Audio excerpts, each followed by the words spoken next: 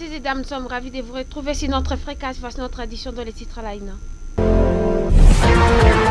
Au sommaire de cette édition, les écoles publiques et privées de la sous-division de Bunia de la province éducationnelle Ituri voient d'énormes difficultés. C'est ce qu'a fait savoir le directeur de cette sous-division, Réma Jonathan, que vous allez écouter dans cette édition de nouvelles. Maendeleo FM.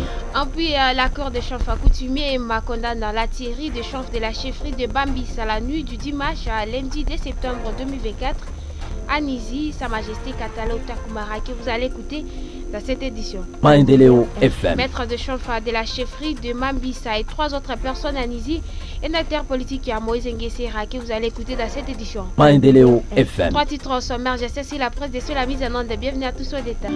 Une fois de plus, c'est bonsoir. Les écoles publiques et privées de la sous-division de Bunia de la province éducationnelle Ituri éprouvent d'énormes difficultés. C'est ce qu'a fait savoir le directeur de cette sous-division, Réma Jonathan, lors du lancement de l'année scolaire 2024-2025, passé par le problème de fracture pour les écoles, de gratuité, de la tracasserie par certains services étatiques pour les écoles.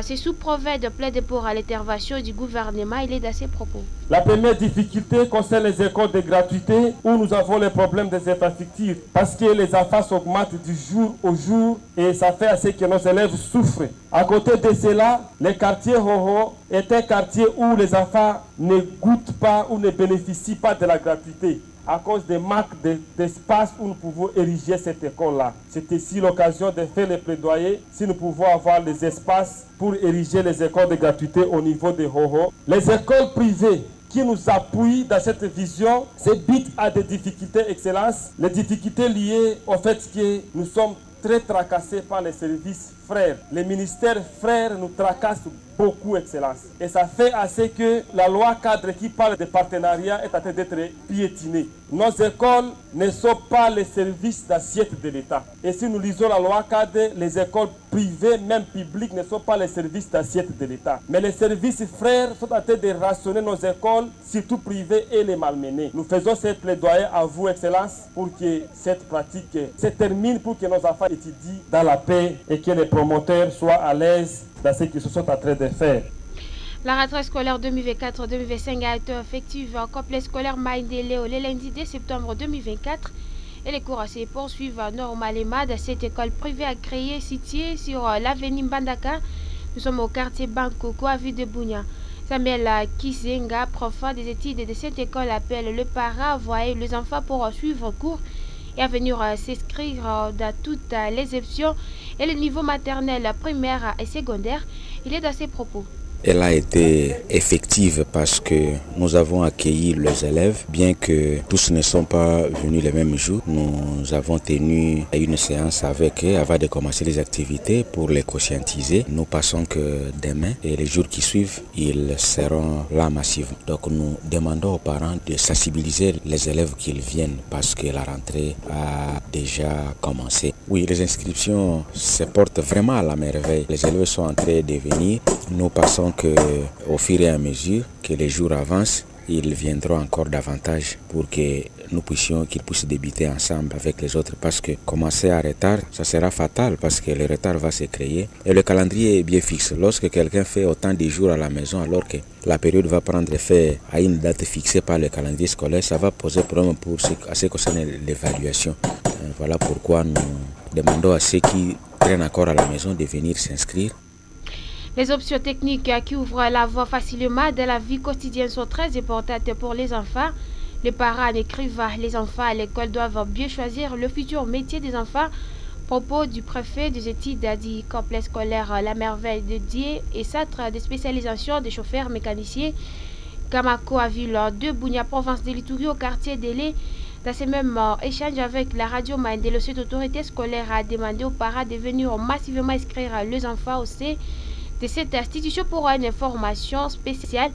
de qualité, surtout en mécanique, a suivi Timothée François, le prof des études au micro de Baptiste Haché. Depuis hier, le 2 septembre, nous avons déjà débuté avec les activités scolaires.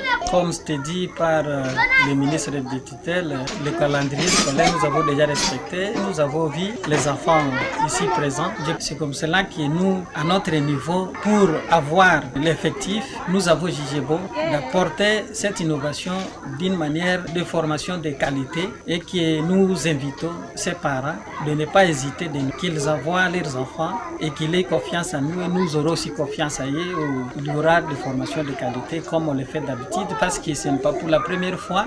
Nous avons toujours eu un effectif minime qui a quand même produit un résultat qui donne des joies et une formation qui a toujours donné un bon résultat. Je pense que si nous avons l'école mécanique, nous en avons deux niveaux. Il y a le centre de formation des mécaniciens et chauffeurs que nous appelons CSMC qui forme uniquement, durant 10 mois. C'est aussi un cycle court. Pour le cycle long, c'est toute une humanité. Nous formons à partir des premières années des humanités jusqu'à la 4e des humanités. Les parents avec qui on a commencé savent déjà comment nous évoluons. Nous avons vraiment un meilleur résultat et bonne formation. Et pour les enfants désœuvrés de cycle court, nous sommes en train de demander à ces jeunes désœuvrés, les jeunes qui chôment dans les quartiers, les jeunes qui déambulent, vagabondent par-ci, par-là, s'ils peuvent réintégrer, ils auront la formation et après 10 mois, ils peuvent être mécaniciens.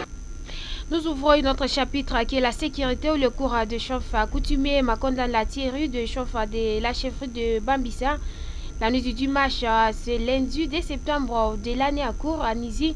Sa Majesté Katalo Takoumara André, son président, qui s'est confié ce mardi 3 septembre 2024, a présenté ses condoléances au nom du chauffeur coutumier Emma et appelle l'État congolais à travers la justice de s'impliquer pour arrêter les criminels afin qu'ils leur répondent à leurs actes.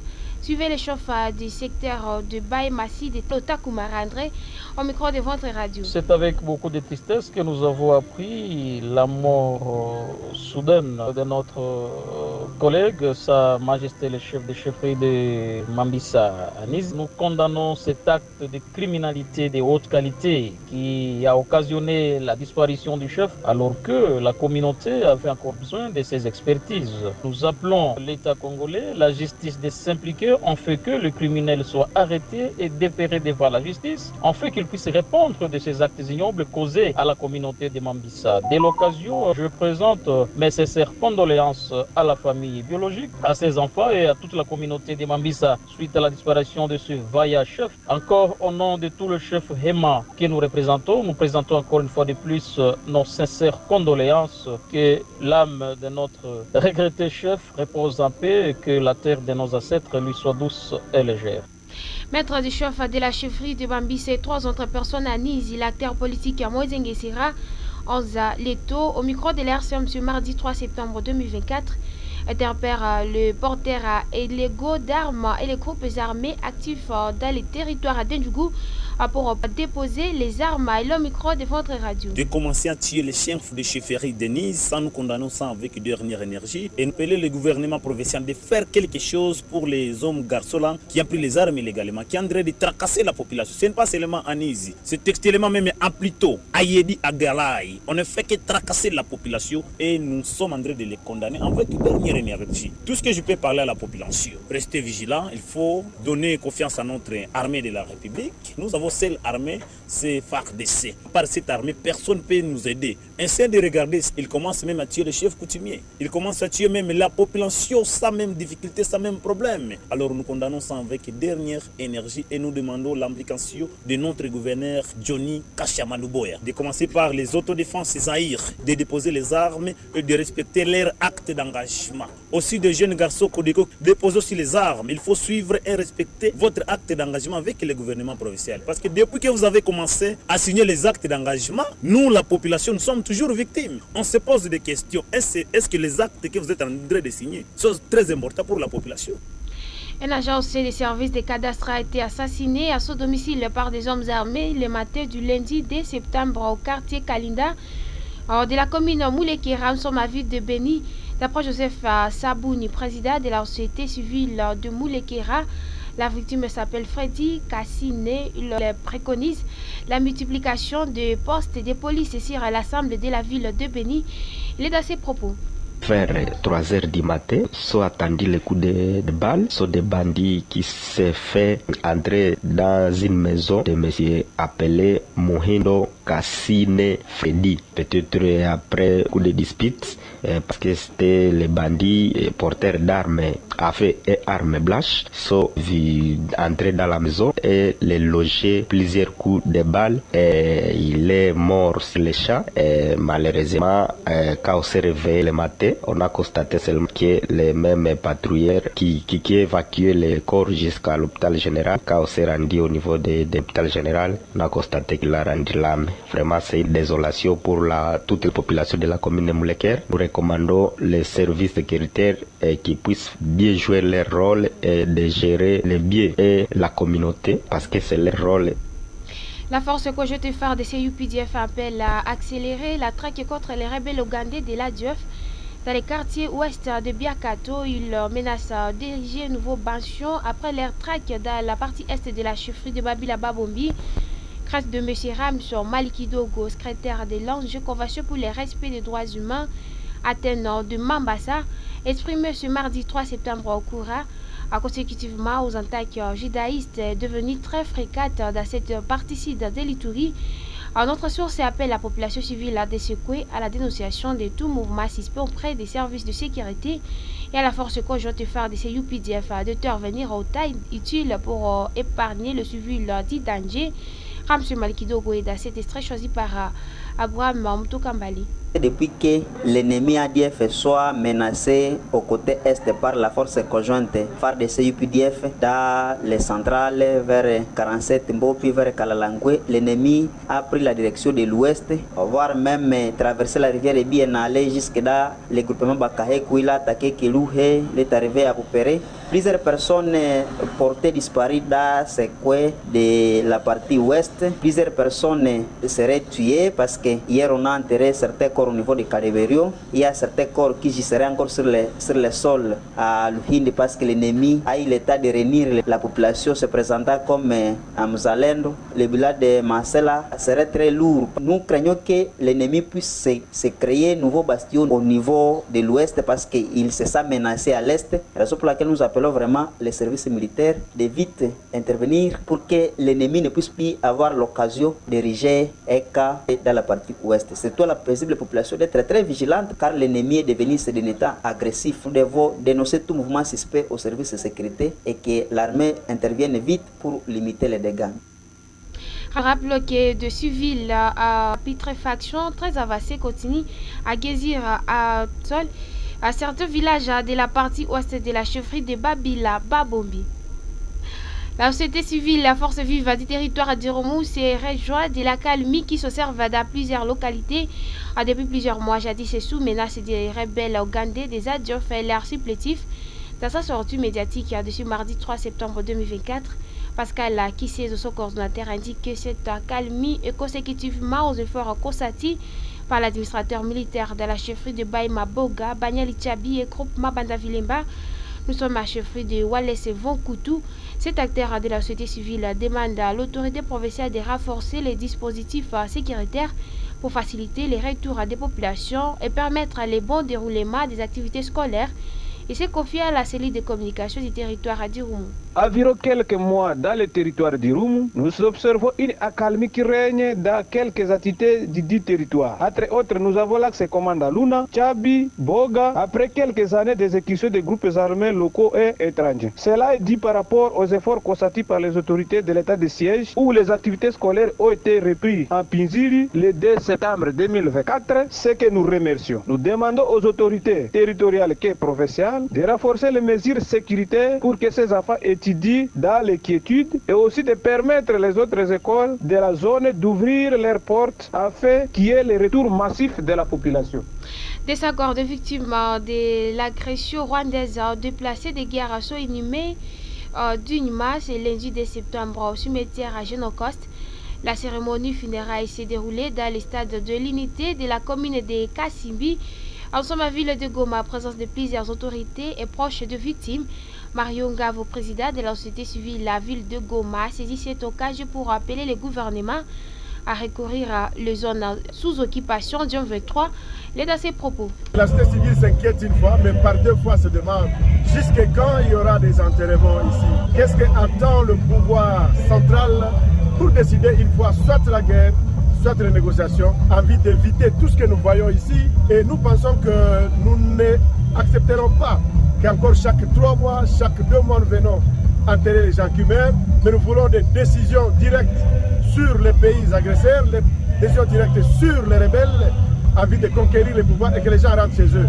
Nous nous disons pourquoi aussi toutes ces dépenses, tous les jours, des missions ministérielles, des gens qui viennent enterrer, qui viennent observer, mais nous disons que tout cet argent devrait, n'est-ce pas, aussi une grande partie servir auprès des déplacés dans les camps. Mais la grande action que nous attendons, c'est la reconquête des entités et que les gens rentrent chez eux pour travailler. Vraiment, nous tendons la main de compassion à toutes les familles.